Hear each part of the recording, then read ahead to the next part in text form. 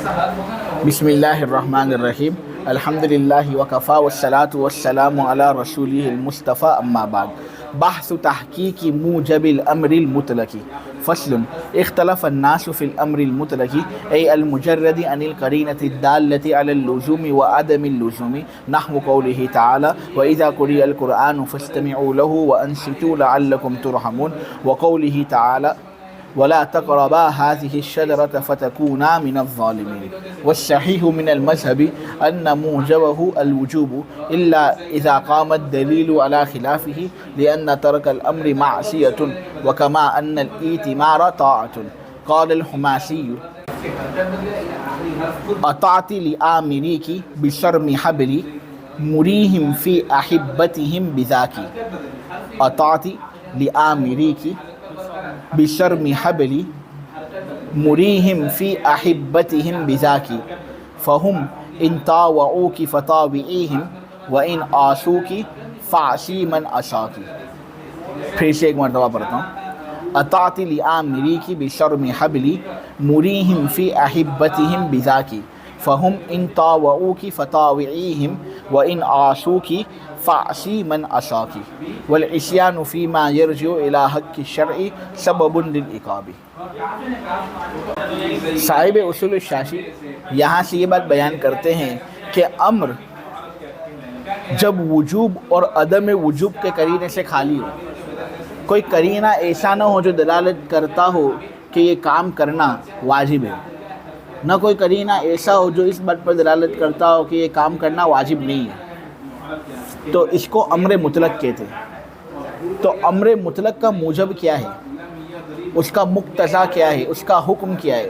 موجب، مقتضا، حکم، تینوں کا معنی ایک ہی ہے، سب مترادف الفاظ ہیں۔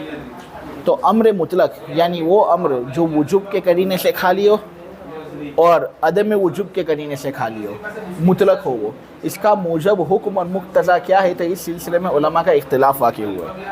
اسی اختلاف کو یہاں صاحب اصول الشاشی بیان کر رہے ہیں۔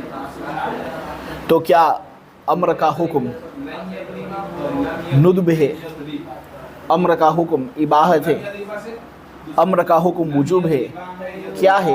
اس سلسلے میں علماء کا ذرا اختلاف ہوا ہے، ٹھیک ہے۔ تو صاحب اصول الشاشی یہاں پر امر مطلق کے سلسلے میں اختلاف بیان کر رہے ہیں جو علماء کی جانب سے ہوا ہے کہ امر جب مطلق ہو وجوب کے قرینے سے اور عدم وجوب کے قرینے سے وہ خالی ہو، تو یہ جو امر مطلق ہے کیا اس کا حکم ندب کا ہے، اس کا حکم اباحت کا ہے، اس کا حکم وجوب کا ہے، یا اس کے علاوہ کا ہے، کیا ہے؟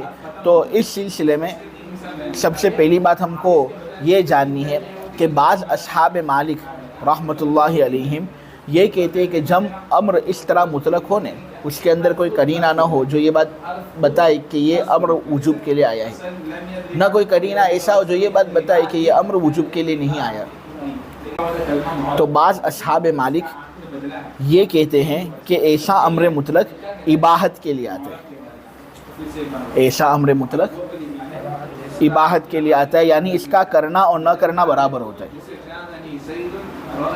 ٹھیک ہے۔ تو اگر کوئی امر کا صیغہ ہو، شارع کی جانب سے وہ امر کا صیغہ آئے اور اس کے ساتھ وجوب کا قرینہ نہیں ہے، نہ اس کے ساتھ عدم وجوب کا قرینہ ہے، تو امام مالک کے جو بعض شاگرد ہیں انہوں نے یہ بات کہی ہے کہ ایسا امر مطلق اباحت کے لیے آتا ہے، یعنی اس کو کرنا چاہو تو کر سکتے ہو، جائز ہے، نہیں کرنا تو نہیں بھی کر سکتے، کوئی حرج نہیں، کرنا نہ کرنا دونوں برابر ہے۔ وہ دلیل یہ دیتے ہیں کہ دیکھو امر کی حقیقت طلب فعل ہے، امر جب شارع کی جانب سے ہوتا ہے تو وہ فعل کو طلب کرنے کے لیے ہوتا ہے، فعل کو طلب کیا جاتا ہے، فعل کا مطالبہ ہوتا ہے، اور جب فعل کا مطالبہ ہونے تو پھر اس صورت میں ہم کو یہ بات پتہ چل جاتی ہے کہ اس کام کو کرنا جائز ہوتا ہے، ٹھیک ہے۔ ادنا حیثیت جو طلب فعل سے پیدا ہوگی اور ادنا علم جو طلب فعل سے ہم کو معلوم ہوگا اور جو ہم کو حاصل ہوگا وہ یہ ہے کہ وہ کام کرنا جائز ہے، لہٰذا ہم ادنا پر دلیل کے نہ ہونے کے وقت انحصار کریں گے اور یہ کہیں گے کہ امر جب آئے اور طلب فعل ہم تک پہنچے تو اس صورت میں وہ کام کرنا ہمارے نزدیک جائز ہے۔ اب جب تک کوئی دلیل وجوب یا دلیل ندب ہمارے سامنے واضح نہ ہو تب تک ہم اس امر کو کرنا فقط جائز ہی سمجھیں گے، اس کو کرنا نہ کرنا دونوں برابر۔ ہاں اگر کوئی دلیل ندب آتا ہے تو پھر ہم اس کو استحباب پر محمول کریں گے، اور اگر کوئی امر پر دلیل وجوب آتا ہے تو پھر ہم اس امر کا حکم وجوب متعین کریں گے۔ لیکن دلیل اگر نہیں ہے تو ہم فقط حقیقت پر غور کریں گے، اور حقیقت سے جو ادنا علم ہم کو حاصل ہوا ہے وہ یہی ہے کہ اس کام کو کرنا جائز ہے، تو ہم فقط اس کو جائز ہی سمجھیں گے، کرنا نہ کرنا دونوں برابر۔ جیسی دلیل پھر آگے جا کر متعین ہوتی ہے اس امر مطلق کے لیے، اس اعتبار سے پھر امر ندب کے لیے استعمال ہوگا، اور اس اعتبار سے وہ امر وجوب کے لیے استعمال ہوگا۔ تو بعض اصحاب مالک یہ کہتے ہیں کہ امر مطلق اباحت کے لیے آتا ہے۔ ان کی دلیل یہ ہے کہ امر طلب کے لیے آتا ہے اور طلب کا ادنا درجہ اباحت ہے، اس لیے امر اباحت کے لیے آتا ہے۔ ابو ہاشم، اکثر معتزلہ اور امام شافعی کا ایک قول اس بات پر دلالت کرتا ہے کہ امر جب مطلق ہو اس کے اندر کوئی قرینہ نہ ہو جو یہ بات بتائے کہ امر وجوب کے لیے، یہ قرینہ بھی نہ ہو جو یہ بات بتائے کہ امر وجوب کے لیے نہیں ہے۔ تو جب امر اس طرح قرینوں سے خالی ہو اور مطلق ہو تو اس صورت میں یہ حضرات یعنی ابو ہاشم، اکثر معتزلہ اور امام شافعی ایک قول کے مطابق یہ کہتے ہیں کہ ندب کے لیے آتا ہے۔ یہ سا امر کس کے لیے آتا ہے؟ ندب کے لیے، نون دال اور با ندب کے لیے آتا ہے، یعنی کرنا نہ کرنے سے بہتر ہوتا ہے۔ ایسا نہیں کہہ سکتے کہ کرنا نہ کرنا دونوں برابر، وہ یہ کہتے ہیں کہ جب امر مطلق ہو تو وہ ندب کے لیے آتا ہے، یعنی کرنا نہ کرنے سے بہتر ہوتا ہے، مستحب ہوتا ہے اس کو کر لینا، کرنا ضروری تو نہیں ہوتا لیکن کرنا نہ کرنے سے بہتر ہوتا ہے۔ دلیل یہ حضرات یہ دیتے ہیں کہ دیکھو امر کی حقیقت یہ ہے کہ وہ طلب فعل کے لیے آتا ہے، فعل کو طلب کرنے کے لیے آتا ہے۔ اب شارع نے فعل کو طلب کیا ہے تو اس طلب کے اندر خود جانب وجود زیادہ موجود ہے جانب عدم سے، کیونکہ اگر جانب عدم جانب وجود سے زیادہ ہوتا یا دونوں برابر ہوتے تو پھر اس صورت میں شارع طلب ہی نہ کرتا۔ اس نے طلب کیا ہے کہ بھائی پانی پلاؤ، بھائی مسجد کی طرف جاؤ اور نماز پڑھو، تو یہ جو طلب ہوا ہے نا یہ خود وجوب کی جانب کو اپنے معنی میں زیادہ لیے ہوئے، جانب عدم سے بھی زیادہ جانب وجود کو یہ اپنے اندر زیادہ لیے ہوئے، لہٰذا خود طلب کا معنی چونکہ جانب وجود کو جانب عدم پر ترجیح دے رہا ہے، وجود والی جانب کو ترجیح دے رہا ہے عدم والی جانب پر۔ معلوم ہوا جب امر مطلق ہونے تو اس کے اندر ہم کو وجود والی جانب کو ترجیح دینی ہے عدم والی جانب پر، اور جب جانب وجود کو جانب عدم پر ترجیح ہوگی تو کرنا نہ کرنے سے بہتر ہوگا یا نہیں؟ اس لیے وہ کہتے ہیں امر ندب کے لیے آتا ہے جب امر مطلق ہوتا ہو۔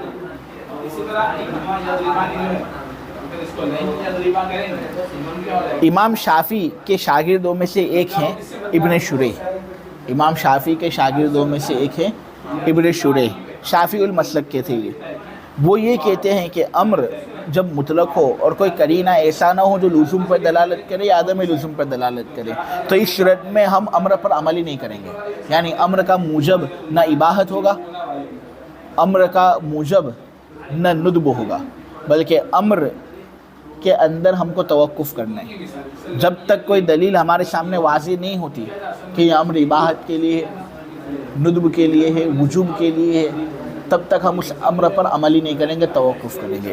ابن شریح شافعی یہی کہتے ہیں، وہ یہ کہتے ہیں کہ دیکھو یہ امر مختلف معنی کے لیے آتا ہے، امر مختلف معنی کے لیے آتا ہے، ندب کے لیے آتا ہے، اباحت کے لیے آتا ہے، وجوب کے لیے آتا ہے، تو عمل کسی ایک پر دلیل کے بغیر ممکن نہیں ہے۔ تو جب تک دلیل ہمارے سامنے واضح نہیں ہوتی کہ امر کا کون سا معنی یہاں پر مراد ہے تب ہم توقف کریں گے۔ ابن شریح شافعی المسلک کے حامل وہ یہی کہتے ہیں۔ محققین احناف جس کا مذہب साहिब उसूल शाशी ने यहाँ इस इबारत में बयान किया है वो ये है कि अम्र जब मुतलक हो, करीनों से खाली हो, कोई करीना ऐसा ना हो जो लुज़ुम और अदम लुज़ुम पर दलालत करे, तो ऐसे अम्र मुतलक का मुजब, उसका मुक्तज़ा और उसका हुक्म ये है कि उससे वजूब पैदा होता है। नुदब पैदा नहीं होता, इबाहत पैदा नहीं होता, ना हम उस पर तवक्कुफ़ करेंगे बल्कि ऐसे अम्र से हम वजूब को साबित करेंगे। यानी जानिब वजूद को जानिब अदम पर तरजीह इतनी ज़बरदस्त तरीके से होगी कि जानिब वजूद को करना ज़रूरी होगा कि आदमी करेगा तो सवाब पाएगा, नहीं करेगा तो वो अज़ाब और इकाब का मुस्तहिक़ है। ये मुहक्किकीन अहनाफ का मज़हब है। हाँ, अगर वजूब के ख़िलाफ़ दलालत करने वाला कोई करीना हो इबारत के अंदर, या सियाक़ व सबाक़ को मद्देनज़र रखते हुए, नियत मुतकल्लिम को मद्देनज़र रखते हुए, अगर कोई करीना ऐसा हो जो वजूब के ख़िलाफ़ पर दलालत करे, मसलन डांट डपट मकसूद हो, ज़ज्र तौबीक मकसूद हो, तो ऐसे करीने के वक्त फिर वो अम्र जो है, जैसा करीना जैसे माने की गुंजाइश पैदा करेगा, वो अम्र उस माने को अदा करेगा। तो अम्र जब करीने से खाली होने तो वजूब के लिए आते हैं, उसका मुजब और हुक्म वजूब वाला होता है। वरना अगर कोई करीना ऐसा हो जो अदम वजूब पर दलालत करे, तो इस सूरत में वजूब वाला माना मुराद नहीं होगा बल्कि अदम वजूब मुराद होगा, अब खा वो इबाहत की शक्ल हो या नुदब की शक्ल हो।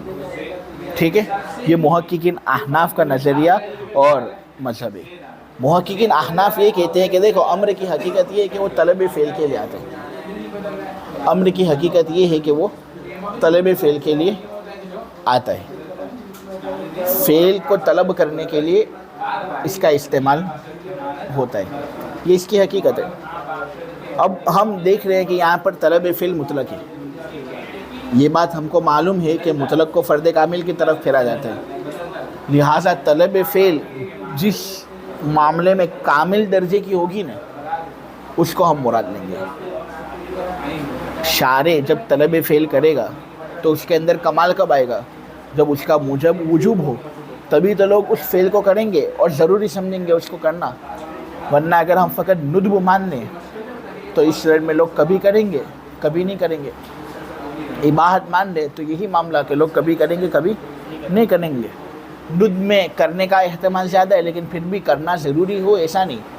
कमाल दर्जे में तलब फ़ेल उसी वक्त होगा जब अम्र का मुजब वजूब हो, इसलिए हमने अम्र के मुजब को वजूब करार दिया। ठीक है, कि अम्र की हकीकत तलब फ़ेल है, और जब यहाँ पर इतलाक़ है तो इतलाक़ को कमाल की तरफ हम फेरेंगे, लिहाजा वजूब मुराद होगा। अम्र का मुजब वजूब है जब अम्र करीनों से खाली हो। तो अब इससे जो बाज़ असहाब मालिक थे उनको भी जवाब मिल जाता है, और जो अक्सर मुतज़िला थे, अबू हाशिम थे, इमाम शाफ़ी एक कौल के मुताबिक जिस नज़रिए पे थे, उनको भी जवाब मिल जाता है कि देखो, इमाम मालिक को जो बाज़ मानने वाले थे, इमाम मालिक को जो बाज़ मानने वाले थे, उन्होंने अदना फ़र्द का एतबार किया। हम कहते हैं इतलाक़ है तो इतलाक़ के अंदर तो कमाल फ़र्द का एतबार होना चाहिए ना। इन्होंने अदना का क्यों एतबार किया? कमाल ही का एतबार करना चाहिए, और तलब फ़ेल के अंदर कमाल वजूब है, इसलिए हमने कमाल का एतबार किया। कायदे की खिलाफ वर्जी हमने नहीं की, हमने तो कायदे की मुआफ़क़त की है। और अबू हाशिम अक्सर मुतज़िला, इमाम शाफ़ी एक कौल के मुताबिक, उन लोगों ने ये बात कही कि यहाँ अम्र तलब फ़ेल के लिए आया है, और तलब फ़ेल का माना खुद ये दलालत करता है कि जानिब वजूद जानिब अदम पर राजे होनी चाहिए। हम कहते हैं कि बात बिल्कुल सही है, लेकिन जानिब वजूद जानिब अदम पर राजे कामिल तरीके से कब होगी? जब वजूब होगा तब। इसलिए अम्र का मुजब वजूब है। ये जो हमने दलील दी ना, उस दलील के अंदर ही बाज़ असहाब मालिक, अबू हाशिम, अक्सर मुतज़िला का जवाब उन्होंने दे दिया। अब इब्न शुरे शाफ़ी जो तवक्कुफ़ के कायल थे, उनको भी हम जवाब दे दें وہ یہ کہتے تھے کہ دیکھو امر مختلف معنی کے لیے آتا ہے، لہٰذا عمل کسی ایک معنی پر دلیل کے بغیر ممکن نہیں، اس سے ہم توقف کریں گے جب تک دلیل ہمارے سامنے ظاہر نہ ہو جائے۔ تو ہم یہ کہتے ہیں کہ الفاظ کی وضع افہام اور تفہیم کے لیے ہوتی ہے۔ الفاظ کو جو وضع کیا جاتا ہے وہی اس لیے ہوتا ہے تاکہ سمجھنا سمجھانا اس سے آسان ہو جائے اور افہام تفہیم عام ہو۔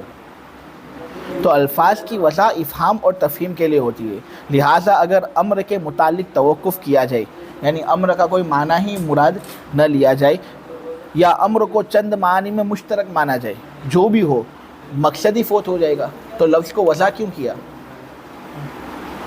لفظ کو وضع کیوں کیا؟ لفظ کا وضع ہونا دلالت کرتا ہے کہ ہمیں اس پر عمل کرنا ہے۔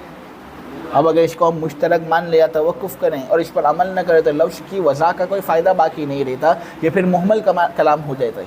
شاعر کے کلام کو محمل قرار دینا بہت بڑی غلطی ہے۔ جتنا ہو سکے ہمیں اس کی مراد اور مقصد کو سمجھنا چاہیے۔ اس لیے ابن شریح نے بھی جو مذہب اختیار کیا ہے وہ ہمیں پسند نہیں، ہم اس کو قابل قبول نہیں سمجھتے۔ ابو منصور ماتریدی کا ایک قول نظروں کے سامنے آیا، وہ بھی نظریہ ہم کو قبول نہیں۔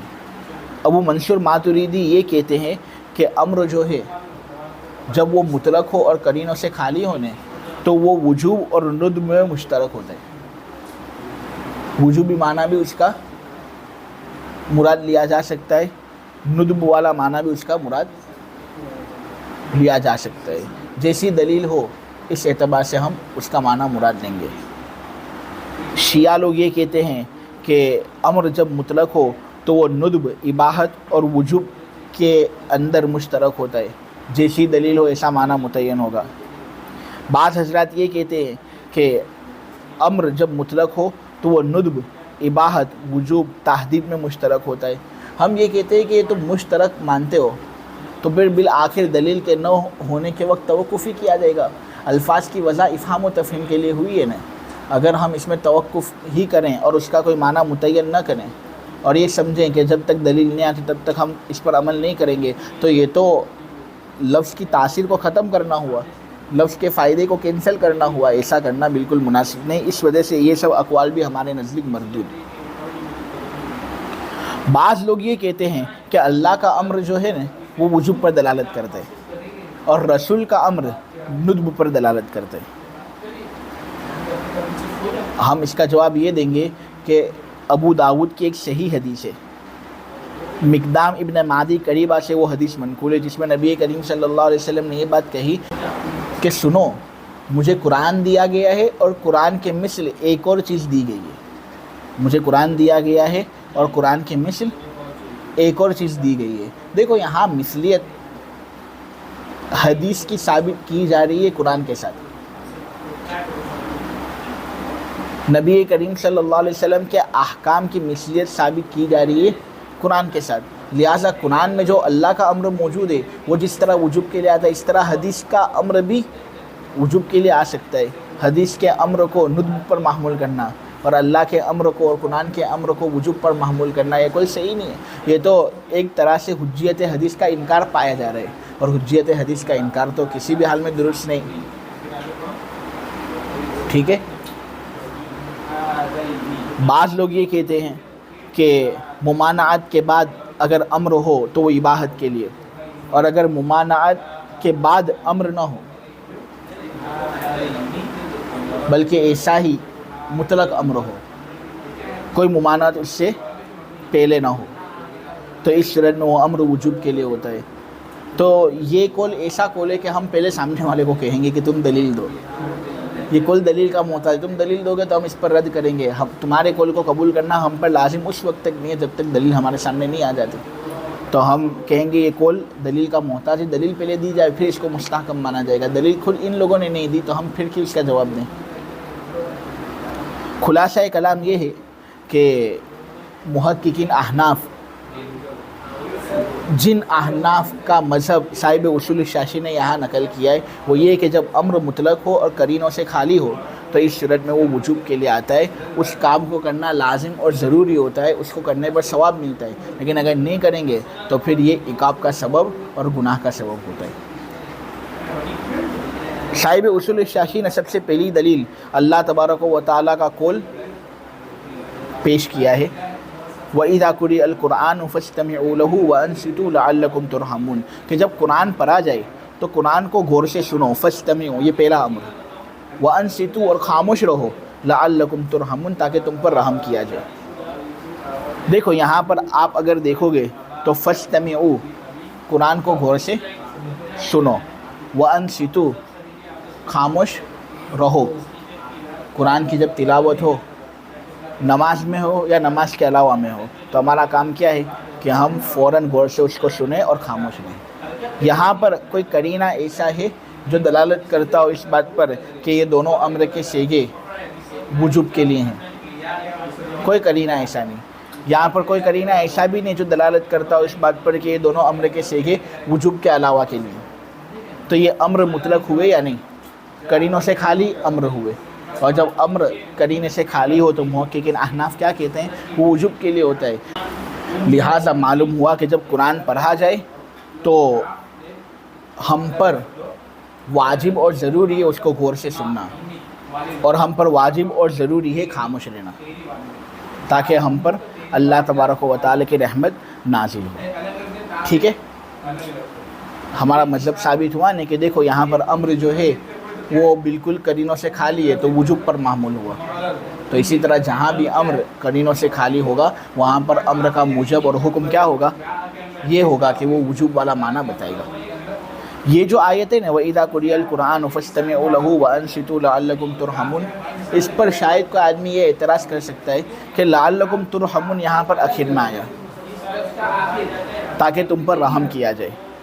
یہ اضافہ یہ بات بتا رہا ہے کہ فَاسْتَمِعُوا اور أَنصِتُوا کا جو حکم پہلے گزرا نے وہ وجوب کے لیے نہیں ہے بلکہ ندب کے لیے, کیونکہ اللہ تبارک و تعالیٰ کی رحمت مستحب کام کو کرنے پر اترتی ہے. مستحب کام کرنا یہ اللہ تبارک و تعالیٰ کی رحمت کا سبب ہوتا ہے. تو شاید کچھ لوگ لعلکم ترحمون کے اضافے کو دیکھ کر یہ سمجھ لیں کہ یہاں پر تو قرینہ ایسا ہے جو یہ بات بتا رہا ہے کہ فاستمعوا اور انصتوا یہ امر جو ہے وہ ندب پر محمول ہے, کیونکہ یہی سبب رحمت ہوتے ہیں. ہم کہتے ہیں یہ تخصیص تم کر رہے ہو, فقط مستحب کام کرنے سے اللہ کی رحمت اترتی ہے, یہ کون کہتا ہے؟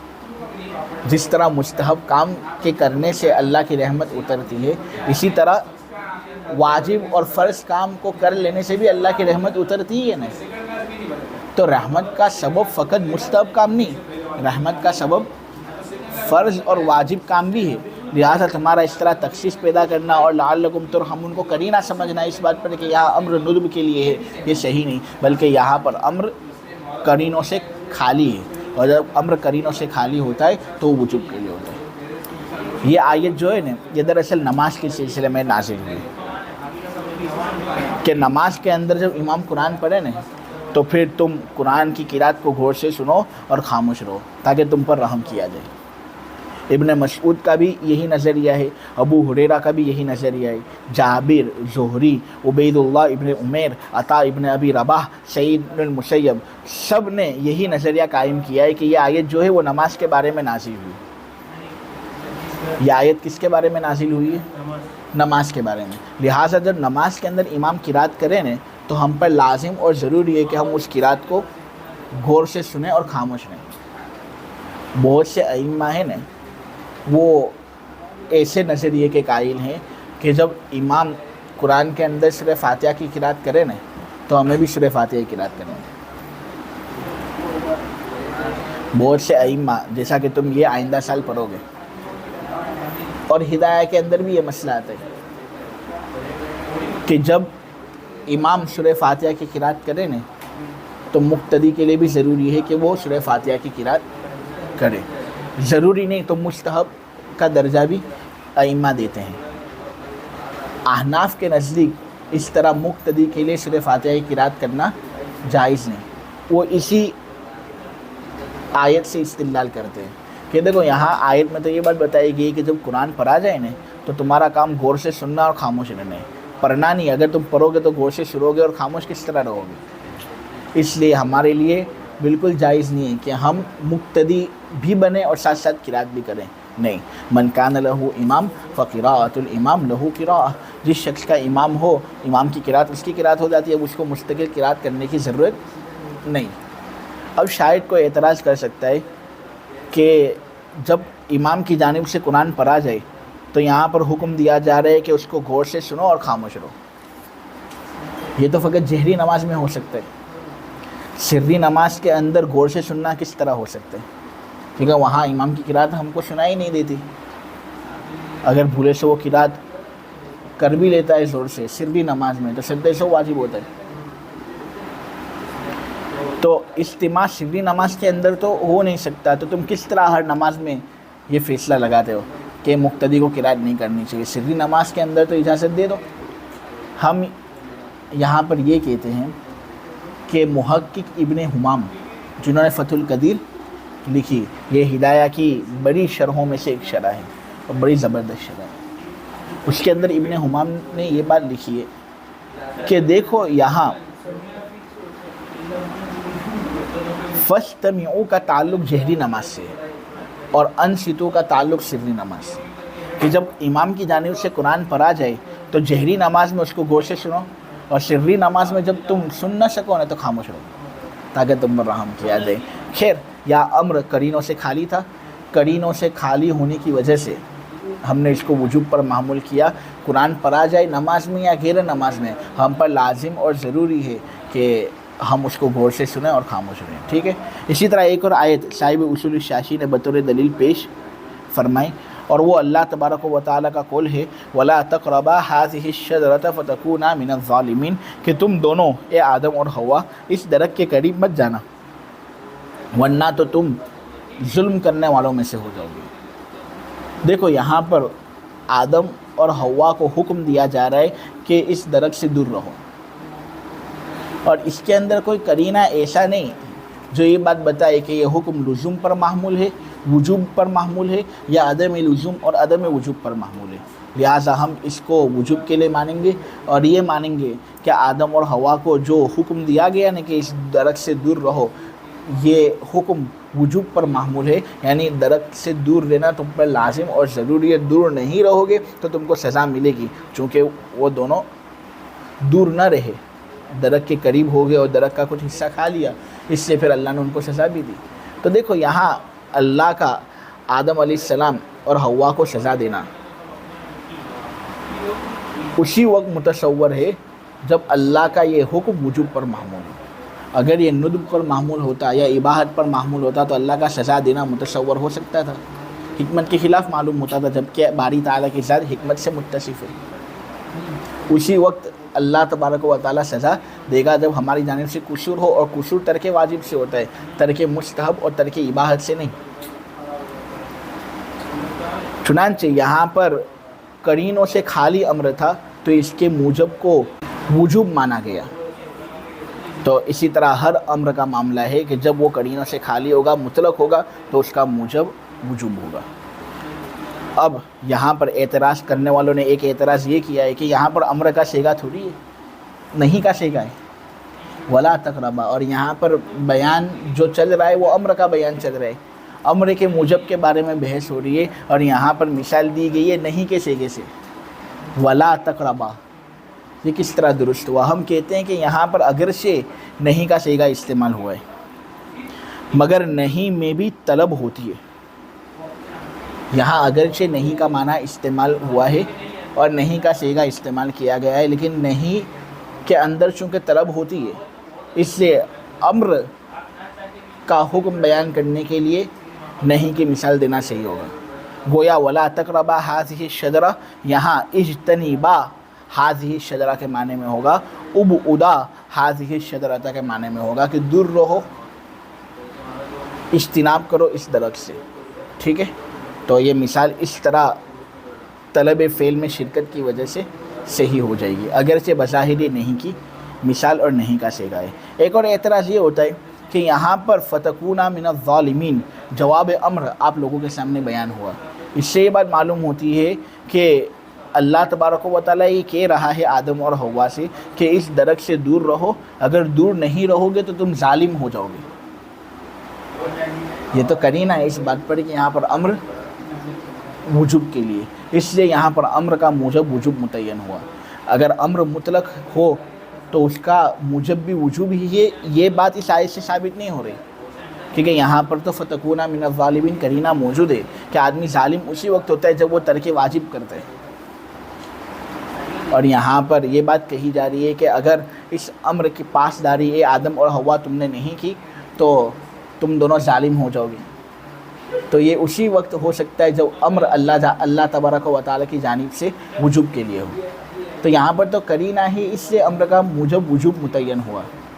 اعتراض کرنے والے اعتراض کرتے ہیں کہ یہاں پر امر مطلق نہیں ہے کہ تم امر مطلق کے لیے یہ بات ثابت کرو کہ اس کا موجب بھی وجوب ہی ہے۔ تو ہم یہ کہتے ہیں کہ دیکھو،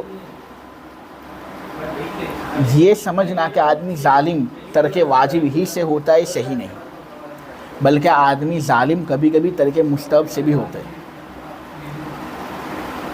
آدمی ظالم ترک واجب ہی سے ہو یہ ضروری نہیں، بلکہ کبھی کبھی ترک مستحب سے بھی آدمی ظالم ہو جاتا ہے۔ ظلم کرنے والا کس کو کہتے ہیں؟ اس شخص کو کہتے ہیں جو ایک چیز کو ایسی جگہ پر رکھے جو جگہ اس چیز کے لیے مناسب نہیں۔ اب اگر کسی جگہ ایک کام کرنا افضل ہو، تم نے وہ کام کیا نہیں، تو یہ بھی ایک طرح سے ایک جگہ کو جس جگہ کے اندر اس کو رکھنا چاہیے تھا اس جگہ اس کو رکھنا پایا نہیں گیا، تو یہ بھی ایک طرح کا ظلم ہی ہے نا۔ لہٰذا جس طرح ظلم کا اس بات ترک وجوب سے ہوتا ہے، اسی طرح کبھی کبھی ظلم کا اس بات ترک مستحب سے بھی ہوتا ہے۔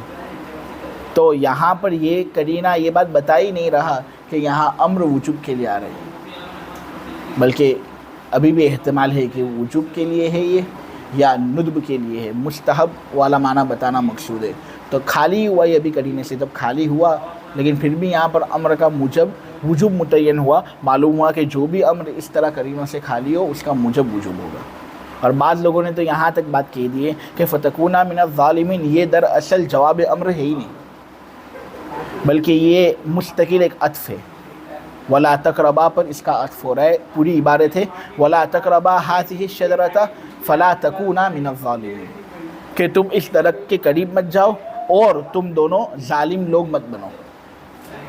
مستقل عطف ہو رہا ہے، دونوں الگ الگ باتیں ہیں، عطف مغایرت کا تقاضا کرتا ہے، لہٰذا ظالمین کا تعلق تقربا سے نہیں ہوگا، تقربا کا تعلق ظالمین سے نہیں ہوگا، لہٰذا تقربا تو پھر ایک ایسا امر ہوا نہیں جو کرینوں سے خالی ہے۔ اس کے باوجود اس کو ہم وجوب والے معنی پر محمول کر رہے ہیں۔ معلوم ہوا جو بھی امر اس طرح مطلق ہو کرینوں سے خالی ہو اس کا موجب یہی ہوگا کہ وہ وجوب والا معنی بتا رہا ہے۔ علماء نے امر مطلق کے موجب کا وجوب ہونا اس پر مزید دلائل بھی دیے ہیں۔ علماء نے مزید دلائل دیے ہیں اس بات کو ثابت کرنے کے سلسلے میں کہ امر کا موجب وجوب ہے جب امر مطلق ہو۔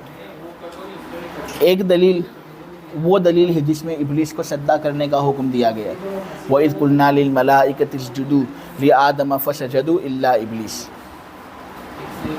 جب ہم نے فرشتوں سے یہ بات کہی تھی کہ اے فرشتوں اور اے وہ مخلوق جو یہاں پر حاضر ہیں سب کے سب سجدہ کرو، سب نے سجدہ کیا سوائے ابلیس کی۔ دیکھو یہاں پر اسجدوا کا لفظ استعمال کیا گیا اور ایک ایسا امر ہے جو کرینوں سے خالی ہے، ٹھیک ہے؟ کیا کوئی کرینہ ہے جو یہ بات بتا رہا ہے کہ یہ امر وجوبی امر ہے؟ کوئی یہ کرینہ بھی موجود نہیں جو یہ بات بتا رہا ہے کہ یہ امر وجوبی امر نہیں۔ تو جب یہ امر کرینوں سے خالی ہے تو محققین احناف کیا کہتے ہیں کہ یہ وجوب پر دلالت کرتا ہے، لہٰذا یہاں پر سجدے کا حکم واجب تھا، فرشتوں نے سجدہ کیا بہت اچھا، لیکن ابلیس نے سجدہ نہیں کیا، تو پھر اللہ تبارک و تعالیٰ نے ابلیس کو ٹوکا اور کہا ما منعک الا تسجد اذ امرتک، کہ جب میں نے تجھے حکم دیا تو پھر کون سی چیز ایسی تھی جس نے تجھے میری اطاعت کرنے سے روکے رکھا؟ اور پھر اللہ نے ابلیس کو ذلیل کیا، جنت سے اس کو نکالا، رسوا کیا، اللہ اور ابلیس کا مقابلہ ہو گیا۔ اگر وہ اسجدوا والا امر وجوب کے لیے نہ ہوتا، ندب کے لیے ہوتا یا اباحت کے لیے ہوتا تو اللہ تبارک و تعالیٰ کا اس طرح ابلیس کے ساتھ سختی کرنا حکمت پر مبنی بات ہوتی. حالانکہ اللہ تبارک و تعالیٰ حکیم ہے, اللہ حکمت والے کام کرتے ہیں. آپ سمجھے؟ معلوم ہوا جو اس کو حکم دیا گیا تھا نا مطلق طریقے سے امر, وہ وجوب کے لیے تھا, تبھی نہ کرنے پر ابلیس کو شیطان بنا دیا گیا اور ابلیس کو سخت سے سخت سزائیں دی گئی. برابر. ایک اور دلیل سورہ نور کی آیت نمبر 63 ہے, جس کے اندر اللہ تبارک و تعالیٰ نے کہا فَلْيَحْذَرِ الَّذِينَ يُخَالِفُونَ عَنْ أَمْرِهِ أَن تُصِيبَهُمْ فِتْنَةٌ أَوْ يُصِيبَهُمْ عَذَابٌ أَلِيمٌ. یہاں اللہ کہہ رہے ہیں کہ وہ لوگ جو رسول کے حکم کی مخالفت کرتے ہیں ان کو اس بات سے چوکنا رہنا چاہیے کہ کہیں ان پر فتنہ نازل ہوگا یا ایک دردناک عذاب ان کو آ پکڑے گا. یہاں اللہ تبارک و تعالیٰ دھمکی دے رہے ہیں ان لوگوں کو جو شارع کے حکم کی مخالفت کرتے ہیں. اور یہاں جو امر کا لفظ ہے نا, اس کے سیاق و سباق میں اگر غور کیا جائے تو کوئی ایسی چیز موجود نہیں جو یہ بات بتائے کہ یہ امر سے مراد لزوم والا امر ہے یا امر سے مراد عدم لزوم والا امر ہے. کوئی ایسی چیز نہیں, یہ امر مطلق ہے. یہاں پر اللہ کہہ رہے ہیں کہ جو شارع کے امر مطلق کی مخالفت کرے گا نا اس کو ایک دردناک عذاب کے سلسلے میں چوکنا رہنا چاہیے. اس طرح کی دھمکی ترک واجب سے ہی ہو سکتی ہے. ترک مستحب یا ترک اباحت کی بنا پر اس طرح کی دھمکی اللہ تبارک و تعالیٰ نہیں دیں گے. اللہ کا دستور یہ ہے کہ وہ اس طرح کی دھمکی اسی وقت دیتے ہیں جب ترک واجب ہو. معلوم ہوا امر مطلق وجوب کے لیے آتے ہیں, تبھی تو اس کا ترک اور مخالفت کرنے سے اللہ تبارک و تعالیٰ اتنی سخت دھمکی دے رہے ہیں.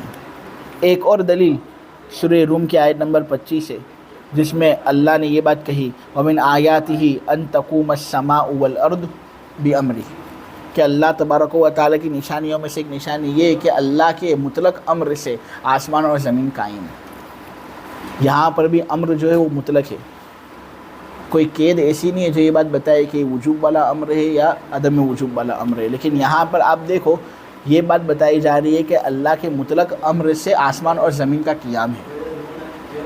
اب اگر یہاں پر امر کا موجب ندب یا اباحت ہوتا نا تو آسمان اور زمین کبھی کبھی قیام کی خلاف ورزی بھی کر سکتے تھے کہ بھئی کبھی قائم ہونا ہے کبھی تباہ ہونا ہے. لیکن ہم دیکھتے ہیں کہ جب سے آدم علیہ السلام کو دنیا میں بھیجا گیا تب سے آسمان اور زمین برابر قائم ہے. اللہ نے جو ان کا حکم دیا اس میں ذرہ برابر بھی خلاف ورزی نہیں کرتے. یہ اسی وقت ہو سکتا ہے جب امر کا موجب وجوب ہو, کہ اللہ نے مطلق امر فرمایا ہے اور مطلق امر سے وجوب ثابت ہوتا ہے. آسمان اور زمین کا قیام مضبوط طریقے سے کرنا اسی بنا پر ہے.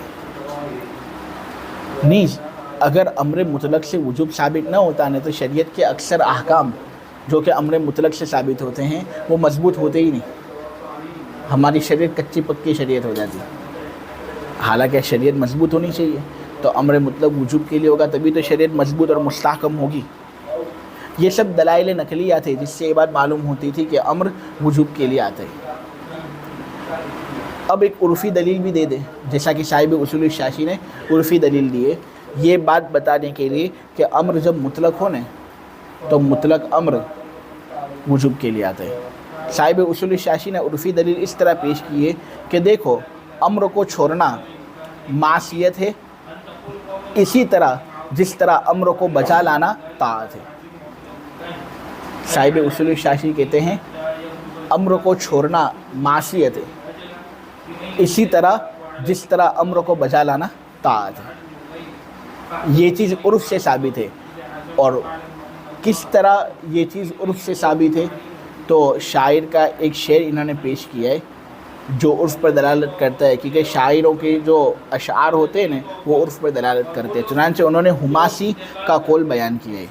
دراصل حماسی میں جو یا ہے نا وہ یا نسبت کے لیے, دراصل دیوان حماسہ کی طرف اشارہ مقصود ہے. حماسی کے آخر میں جو یا ہے نا وہ یا نسبت ہے, دیوان حماسہ کی طرف اشارہ مقصود ہے. اس کا جو پہلا باب ہے نا اس کے اندر بہادری کے اشعار موجود ہیں جس کو عربی زبان میں حماسہ کہا جاتا ہے. کیا کہا جاتا ہے؟ بہادری کے اشعار موجود ہیں جس کو عربی زبان میں حماسہ کہا جاتا ہے. اب پوری کتاب میں بہادری کے اشعار موجود نہیں، فقط باب اول میں بہادری کے اشعار موجود ہے، لیکن اس باب کا اتنا زیادہ غلبہ علماء کے یہاں پر ہو گیا کہ انہوں نے پھر پوری کتاب کا نام ہی حماسہ اور دیوان حماسہ رکھ دیا. تسمیۃ الکل باسم الجز کے قبیل سے، کہ جز کا نام دیکھ کر کل کا نام رکھ دیا. تو حماسی اسی حماسہ کی طرف نسبت کرتے ہوئے ہے جس کا معنی ہوتا ہے وہ اشعار جو بہادری پر مشتمل ہوں. اب یہاں اس شعر کے اندر یہ بات ہے کہ ایک آدمی اپنی محبوبہ سے کہتا ہے کہ تو نے میری محبت کی رسی کو کاٹ دینے میں اپنے حکم کرنے والوں کی اطاعت کی ہے. ایک آدمی اپنی محبوبہ سے کہتا ہے جس سے اس کو بڑا عشق اور لگن ہے، وہ اس کو کہتا ہے کہ اے محبوبہ تو نے میری محبت کی رسی کو کاٹ دینے میں اپنے حکم کرنے والوں کی اطاعت کی. میں نے تجھ سے بڑی محبت کی تھی، میں تجھے بہت چاہتا تھا، لیکن تو نے تو میری اس محبت کی رسی کو کاٹ دیا. کیوں؟ تجھے کچھ حکم کرنے والے ایسے تھے جنہوں نے کہا کہ بھائی اس لڑکے کے قریب مت جانا. اے محبوبہ بتا، اگر تیرے اور میرے درمیان محبت اتنی ہی کچی تھی تو تو نے محبت میرے ساتھ کی کیوں؟ شاعر کہتا ہے یہاں پر اے میری محبوبہ، تو تیرے حکم کرنے والوں کا کہنا مان کر مجھ سے دور ہوتی ہے. میں تجھے ایک بات کہتا ہوں کہ تو بھی تو اپنے حکم کرنے والوں کو ان کی محبوبہ کے سلسلے میں اسی قطع تعلق کا حکم کر. تو بھی اپنے حکم کرنے والوں کو ان کی محبوباؤں کے سلسلے میں اسی قطع تعلق کا حکم کر. جس طرح انہوں نے تجھے حکم دیا کہ تم مجھ سے دور رہے، تو بھی ان کو حکم کر کہ تم بھی میری خاطر اپنی محبوباؤں سے دور ہو جاؤ، ان کے ساتھ قطع تعلق کر لو. شاعر کہتا ہے اے میری محبوبہ، اگر وہ حکم کرنے والے تیری بات مان لیں اور تیرے حکم کی اطاعت کریں تو تو بھی ان کا کہنا مان لے، مجھ سے کبھی بات مت کرنا، مجھ سے دور ہی رہنا، نکاح نہیں کرنا، نکاح مت کرنا. ٹھیک ہے؟ لیکن اگر وہ اپنی محبوباؤں کو الگ نہیں کر سکتے، تیرا ان کو حکم کرنے کے باوجود تیری نافرمانی کرتے ہیں، تو پھر یہ مناسب نہیں کہ تو بھی اس معاملے میں ان کی اطاعت کر. جب وہ تیرا کہنا نہیں مانتے تو تو بھی ان کا کہنا مت مان، آ جا میرے قریب. اس طرح شاعر نے اپنی محبوبہ کو منایا. اب دراصل تو اس میں جو عشقیہ الفاظ ہے اس سے بحث مقصود نہیں، بحث تو یہ کرنی ہے کہ یہاں پر شاعر نے کیا بات کہی. شاعر نے کہا امر کا کہنا ماننا اطاعت ہے، امر کو بجا لانا اطاعت ہے. اور پھر یہ بات کہی کہ امر کو بجا نہ لانا، امر کو چھوڑنا یہ معصیت ہے. معصیت کے لفظ سے شاعر نے اس کو تعبیر کیا. تو امر کو چھوڑنا معصیت کب ہوگا؟ جب امر کا موجب وجوب ہو تب، ورنہ اگر امر کا موجب ندب ہے تو کیا اس کو ترک کرنا معصیت ہے؟ امر کا موجب اگر اباحت ہے تو اس کو ترک کرنا کیا معصیت ہے؟ امر کا موجب وجوب ہوگا تبھی اس کا ترک معصیت ہے. اور یہاں پر شاعر کیا کہہ رہا ہے؟ اے محبوبہ، تو اپنے حکم کرنے والوں کو حکم دے کہ وہ اپنی محبوباؤں سے الگ ہو جائے تیری خاطر. اگر تیرے اس حکم کو یہ لوگ بجا لاتے ہیں تو پھر اس صورت میں تو ان کا کہنا مان. یہ بات کہنے کے لیے تاوعو کی کا لفظ استعمال کیا، یعنی امر کا کہنا ماننا اور امر کو بجا لینا اطاعت ہے. فتاوعیہم، اگر وہ تیرا کہنا مانے تو تو ان کا کہنا مان. وہ جو تجھے امر کر رہے ہیں اس امر کو تو بجا لا اور تو ان کا کہنا مان. تو یہاں پر دیکھو، امر کے بجا لانے کو اطاعت سے تعبیر کیا جا رہا ہے یا نہیں؟ اگر وہ حکم کرنے والے اس کے حکم کی بجا آوری کرتے ہیں، اس کے لیے یہاں پر شاعر نے طاوعوا کی کا لفظ استعمال کیا جو اطاعت سے ہے۔ معلوم ہوا امر کو بجا لانا اطاعت ہے۔ اگر وہ تیرا کہنا مانے تو تو بھی ان کا کہنا مان، فطاوعیہم، یعنی ان کے امر کو بجا لانا، ان کے امر کو بجا لانا اطاعت ہے، اسی لیے تو فطاوعیہم کا لفظ استعمال کیا گیا جو اطاعت سے ماخوذ ہے۔ نے پھر آخر میں کیا کہا؟ وَإِنْ عَصُوكِ فَعْصِي مَنْ عَصَاكِ، اگر وہ تیرا امر چھوڑ دے تو وہ کیا کر رہے ہیں؟ عَصُو کی، انہوں نے تیری نافرمانی کی ہے، یہ معصیت سے۔ عَصُو کی کس سے ہے؟ فَعْصِي مَنْ عَصَاكِ، تو اب تو بھی ان کے حکم کو پامال کر اور تو بھی معصیت کر، فَعْصِي برابر۔ یہاں پر ترک امر کو معصیت کہا جا رہا ہے۔ ترک امر معصیت اسی وقت ہو سکتا ہے جب امر کا موجب وجوب ہو، ٹھیک ہے؟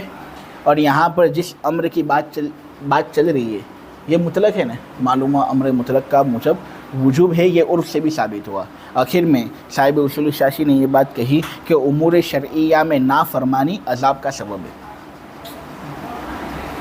ہم شرعی امور کو نہیں مانتے تو نافرمانی کا سبب ہے یا نہیں؟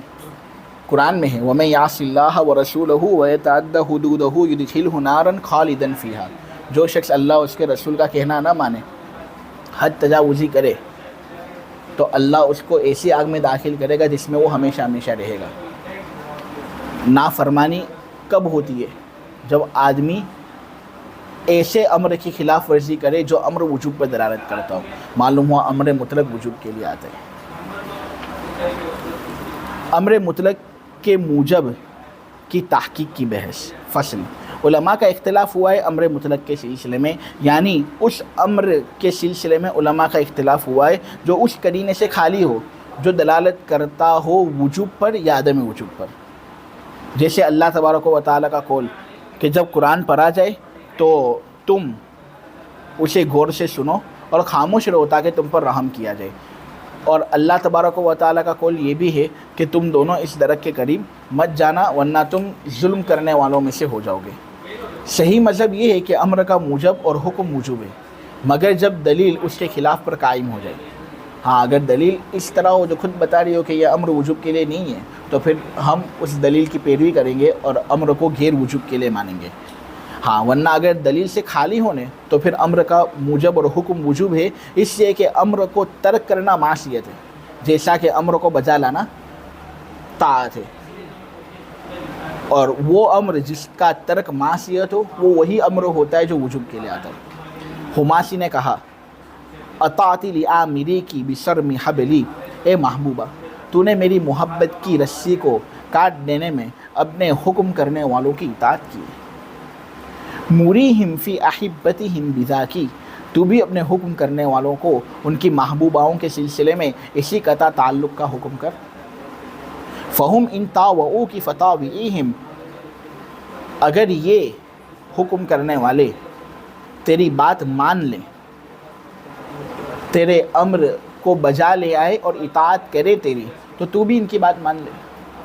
مجھے منظور ہے تجھ سے جدائی کی، کوئی حرج نہیں، اور اگر وہ تیری نافرمانی کریں، تیرا کہنا نہ مانیں، تو تو بھی ان کی نافرمانی کر جنہوں نے تیری نافرمانی کی۔ جب وہ تیرے لیے کچھ کھونے کے لیے تیار نہیں تو تو ان کے لیے مجھے کھونے کے لیے کیوں تیار ہوتی ہے؟